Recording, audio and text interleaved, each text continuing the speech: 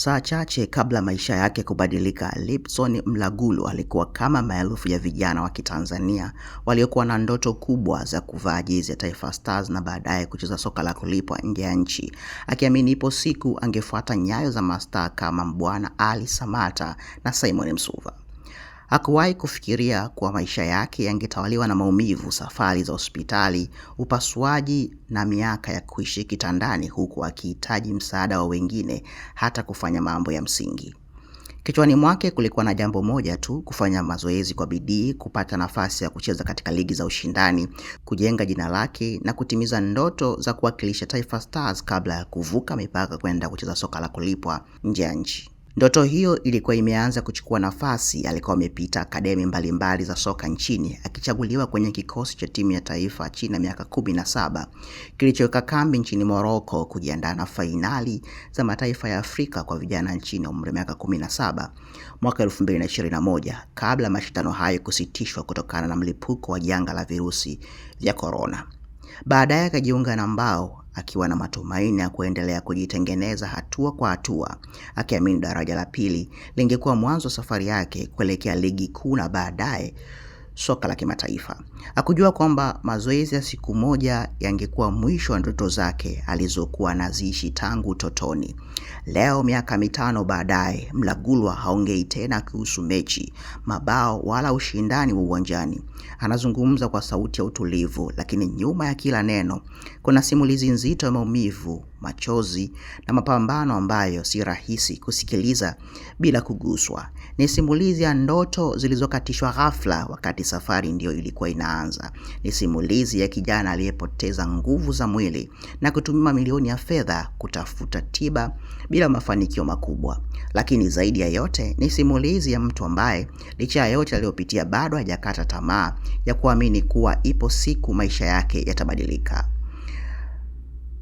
Mwandishi wa makala hii ni mimi, Elias Solomon, niliyesafiri kwa saa 8 na dakika 23 nikikatiza zaidi ya kilomita 425 kutoka jijini Dar es Salaam hadi ya wilaya ya Mpwapwa mkoani Dodoma ambako Mlagulu anaishi kwa sasa. Huko nilishuhudia hali yake kwa macho kabla kukaa naye kwa mahojiano ya kina yaliyofichua maisha yake, siku ambayo kila kitu kilibadilika na mapambano anayopitia hadi leo. 2021 kipindi cha corona, mashindano ya kufanyika ya AFCON kutokana na corona kipindi kile. Sasa niko hapa kuomba msaada kwa sababu baada ya kurudi nilipata changamoto nikiwa na timu yangu ya Mbao. Nilishtuka mgongo. Baada ya hapo nikakosa nguvu kabisa, nikashindwa kutembea mpaka kusimama. Kwa hapa nipo tu, yani siwezi kutembea wala kusimama. Kwa hiyo nilikuwa namuomba Mama Samia, Rais wa Tanzania, na Paul Makonda kama waziri wa michezo waweze kunisaidia niweze kupata msaada, sababu familia yangu pia tulihangaika sana, ilikuwa haina kipato cha kuweza kunisaidia kupata matibabu makubwa.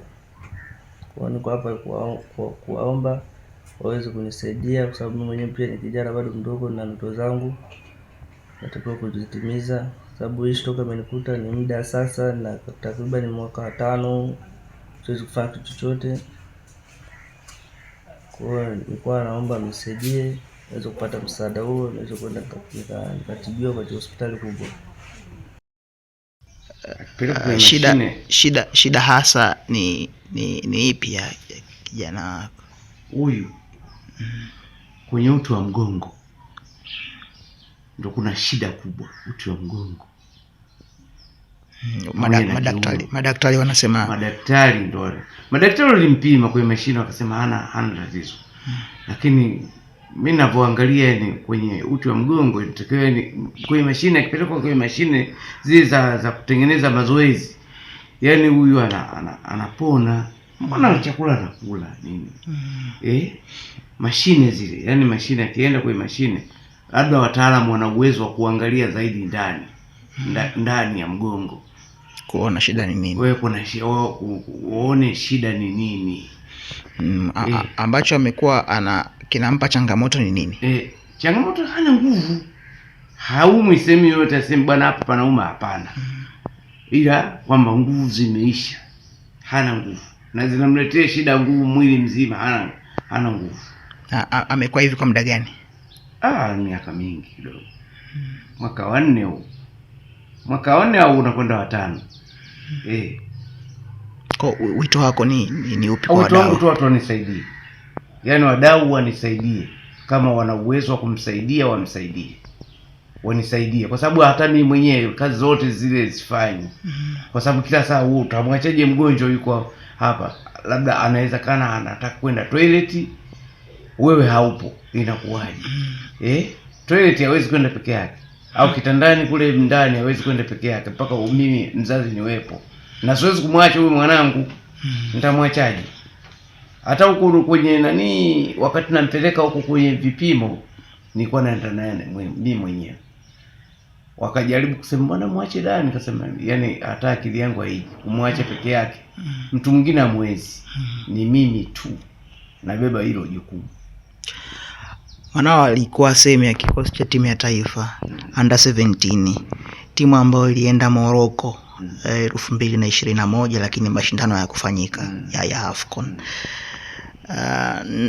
Ndoto yake na hiki ambacho kimetokea, unaongeleaje? Yani sasa isingekuwa changamoto hii angekuwa mbali. Yani isingekuwa changamoto hii iliyompata angekuwa mbali. Lakini bahati mbaya Mwenyezi Mungu labda hakupenda. Lakini mwenyewe alikuwa anataka kufika mbali. Kwa sababu hata hivyo kachezea sehemu mbalimbali kidogo. Lakini angekuwa mbali saizi.